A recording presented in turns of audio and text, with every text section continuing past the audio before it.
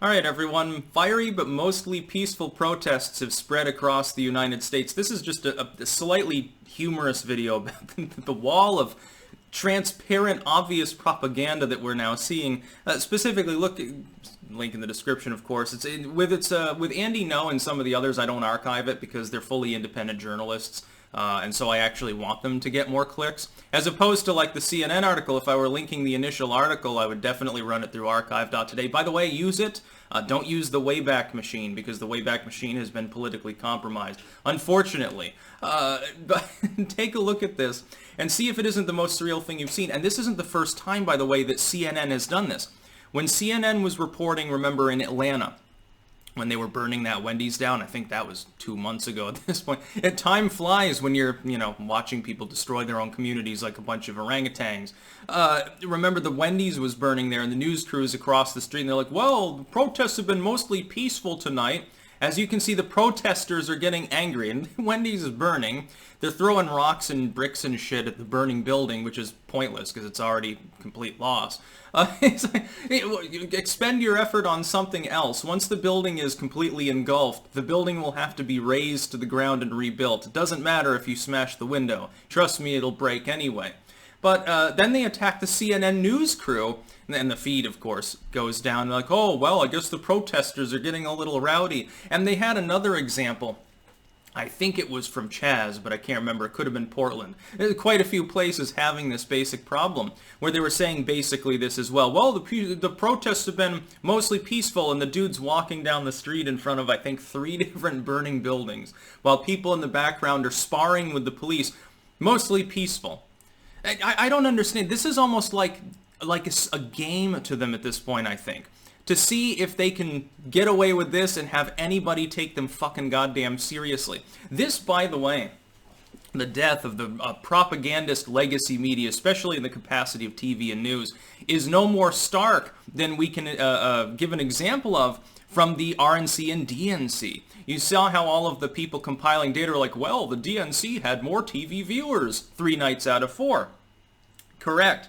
Now, if you fix for the differential on live streaming just on C-SPAN and a few other major legacy networks, let alone all the secondary commentary, there's absolutely no comparison. The RNC was more popular by millions of viewers every single night.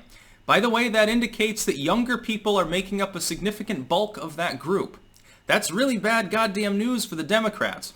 This sort of thing could be part of the reason. You've got a network whose average viewer age is like 67 years old, and they're trying to pull this off. Trust me, the people in that aging boomer demographic are getting flashbacks to the 1960s, and some of these people, having been like hippies and stuff, maybe they're a little bit nostalgic for the brick throwing days. These days, they just throw out their back when they try to lay bricks in the sidewalk. I mean, come on, you're not fooling anybody. Please tell me that there's not a single person who can look at this, again, link in the description, and not notice the glaring, obvious humor, which is the open and transparent propaganda. There's no attempt to hide it at that point. It's mostly peaceful. Several buildings burning in the background. People literally looting, throwing bricks. It's mostly peaceful. But why do you think the cameraman was standing there instead of at the corner where people were just holding candles and chanting? Which one makes better news? Which one makes for more exciting visuals and captures the audience for a longer period of time, thus driving ratings up? The burning building. The bomb-throwing miscreant asshole Antifa member. Chanting mobs of BLM people sparring with police or with a right-wing militia. That gets the ratings. Candlelight Vigil's okay. Oh, it's a song of hope, and here's people with love beads. Look how peaceful they are. There's like 10,000 people on the lawn. They'll show that for 10 seconds, and then they'll immediately go back to 23 straight hours of footage like this. They love it. The news crews they get their nads pumping when they're in one of these situations anyway. It excites them. They like watching people throw bricks.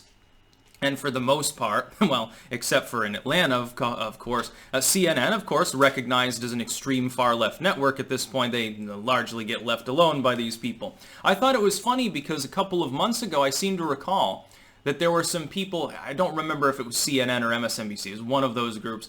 They were at a Trump rally. It was in the early days of the Corona lockdown, the Coronatarian bullshit, fucking restrictions, and they were walking down, taping these people that were, rallying for Trump and an end to coronavirus restrictions and, waving Gadsden flags and stuff. And the people there were like, oh, fucking go home, you're fake news and stuff. And they were talking about, oh my god, attacks in the press, violence, violence. Meanwhile, you didn't see anything like that when they were literally physically assaulted on multiple occasions by Antifa members. Isn't it interesting how that differential works? Bunch of people with MAGA hats, not wearing masks. Oh my god, they're going to kill grandma, by the way. Plenty of grandmas dead in India because they just had their largest single-day case total. Something like 60,000 fucking new cases in a single day. You've got them complaining about, I felt scared. These people are extreme. Oh my god, they're not wearing masks.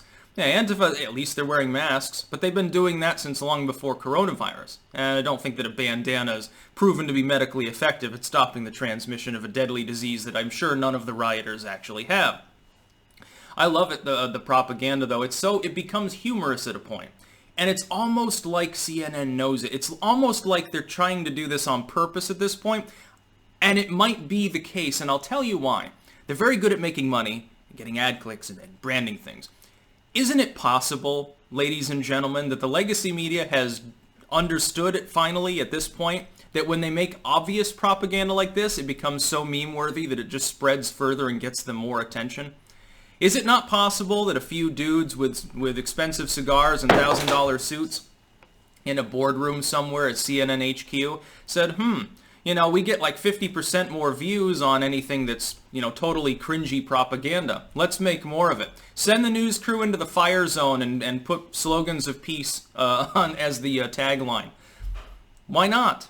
Makes them money. If there's money to be made, it will be made. It is the law of human nature. It's just an extension of evolution. Social Darwinism is fundamentally right. It makes sense the way that they would act. This actually benefits them. It benefits them to transparently lie to you. Maybe we should start rethinking whether it's really at that point about journalism and whether it's really a press at all or whether it's really just a goddamn fucking tabloid. That's about all. Peace out.